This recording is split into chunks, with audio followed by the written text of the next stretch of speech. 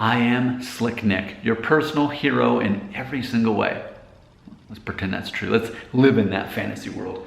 So check out this comment that I received today on an older video called 5 Tips for Applying and Interviewing for a Job from an Actual Recruiter.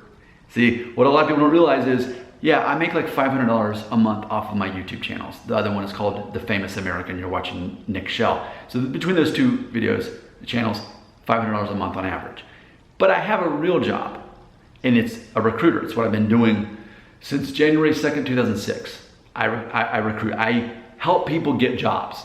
Okay, so I'm the guy on the other side of the HR computer screen looking at all these applications and finding which person do I want to hire for the position. I'm on the other side of that screen, so it's pretty interesting to be able to talk to me and get my input, because I'll tell you what could actually help you get a job.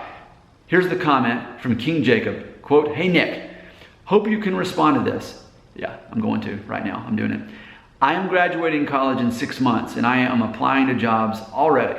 Any tips since I can start working immediately? Also thoughts on reaching out to recruiters on LinkedIn to show interest," end quote. So yeah, immediately, obviously do that, absolutely. LinkedIn is a very good platform and stage for people to be found. I personally know plenty of people who got their job because a recruiter reached out to them on a place like LinkedIn, for example. So as a recruiter, I use plenty of platforms like that as well, like Indeed Resume. So when I'm looking for someone to recruit for a job, what am I looking for? So here's the number one piece of advice I have for you. And I'm gonna say something that sounds like it would be heresy, but here it is. As a recruiter, am I hiring the person who is the most qualified, the best qualified?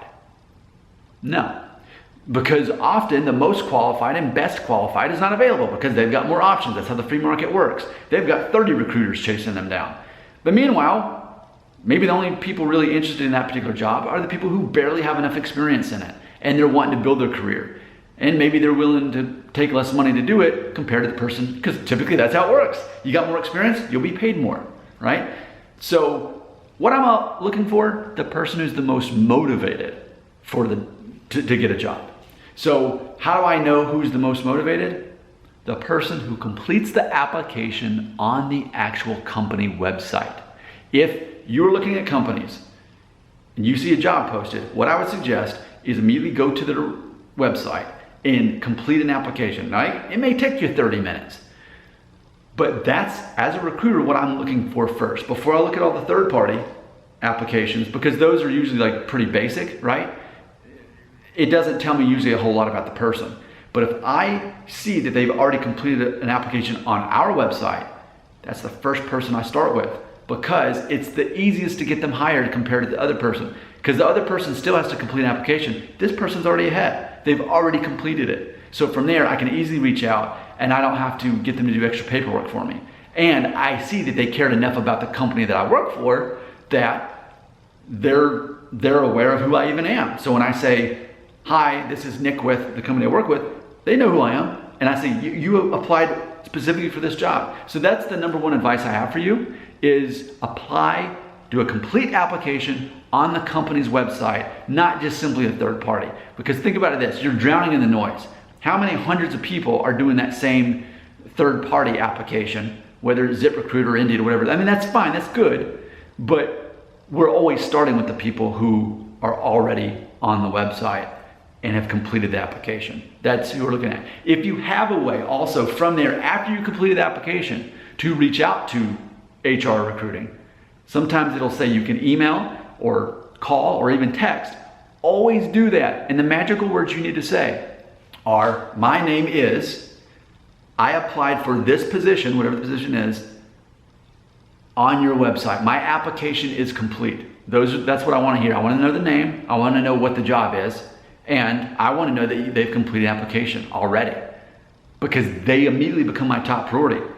For all the people that I need to hire for my quota as a recruiter, I'm going to obviously start with the ones that are going to be the easiest and quickest to hire, and then focus on the harder ones later, because we're, as a recruiter, judged on that quota. So that's how it works. That's my advice to you. Complete the application. Then if there's a way to follow up, always do it. Let them know your name. Let them know the position you applied for. And let them know that you have completed the application, and finish that up with saying, how soon can I interview? Because ultimately as a recruiter, that's my next step, is to set up an interview. And if you've already done the application, you've already reached out and done all of that, that's what I care most about. Not so much that you're the most qualified.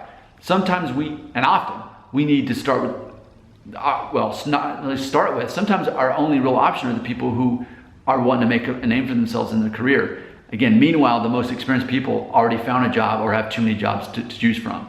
So there's my suggestion to you based on the other side of the computer screen in HR. Thanks for leaving that comment. You can feel free to leave additional comments here, and maybe I'll make a new video based on that.